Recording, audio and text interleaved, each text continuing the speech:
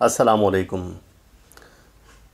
کچھ دوستوں نے مجھ سے سوال کیا تھا کہ ماہ سفر میں آپ صدقہ وغیرہ بتائیں تاکہ جادو سے، جنات سے، بلیات سے بچا جا سکے۔ تو صدقہ کی نیت سے سفر ہی نہیں بلکہ آپ کو ہمیشہ گھر میں کچھ ایسا جانور یا کوئی پرندہ رکھنا چاہیے تاکہ جب بھی کوئی بلا، مصیبت، پریشانی آئے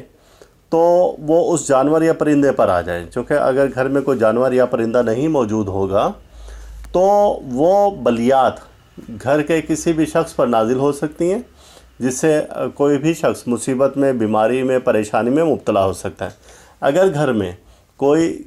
پرندہ، کوئی جانور موجود ہوگا تو وہ بلیات یا جادو اس پر اتر آتی ہیں اور اس طرح سے گھر سے وہ صدقہ نکل جاتا ہے اور وہ جانور یا پرندہ مر جاتا ہے۔ جب اگر ایسا کسی کے ساتھ ہو تو وہ پرندہ یا جانور باہر پھینک دیں اور پھر اللہ کا شکر ادا کریں کہ اللہ تعالیٰ نے آپ کو، آپ کے اہل خانہ کو کسی مصیبت سے، پریشانی سے محفوظ رکھا، اور پھر صدقے کی نیت سے دوسرا جانور یا پرندہ گھر میں لا کر رکھ لیں۔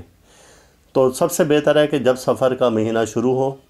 اور بلکہ شروع ہو چکا ہے، تو آپ ضرور گھر میں کوئی جانور یا پرندہ صدقے کی نیت سے لے کر آئیں، چاہے اس میں کوئی مرغی ہو، طوطا ہو، بکری ہو، بکرا ہو، کچھ بھی ہو، چوپایا ہو، تو وہ گھر میں ضرور رکھیں، اور جب سفر کا ماہ ختم ہو جائے تو پھر آپ ذبح کر کے وہ کہیں پر پھینک دیں صدقے کی نیت سے، کسی گوشت خور جانور کے سامنے ڈال دیں، اور اللہ کا شکر ادا کریں کہ اللہ تعالیٰ نے آپ کو آنے والی کسی بھی مصیبت سے، پریشانی سے، جادو سے محفوظ رکھا۔ تو دوستوں سے میں یہی عرض کروں گا کہ، اور دوسری بات یہ ہے کہ خیرات وہ آپ لازمی کریں، اور جو بھی آپ کا ہاتھ پڑتا ہے،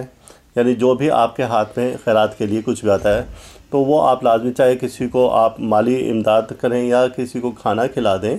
یا کسی کی ویسے مدد کر دیں، کسی کو کپڑے لے کر دے دیں، تو وہ خیرات ہے۔ لفظ خیر سے یعنی کہ آپ کسی کی بھلائی چاہ رہے ہیں۔ تو اپنے سننے والے دوستوں کو میں یہی کہوں گا کہ سفر کے مہینے میں خاص طور سے صدقہ اور خیرات کا لازمی اہتمام کریں، اور گھر میں کوئی جانور یا پرندہ وہ لازمی رکھیں صدقے کی نیت سے۔ اللہ تعالیٰ آپ سب کو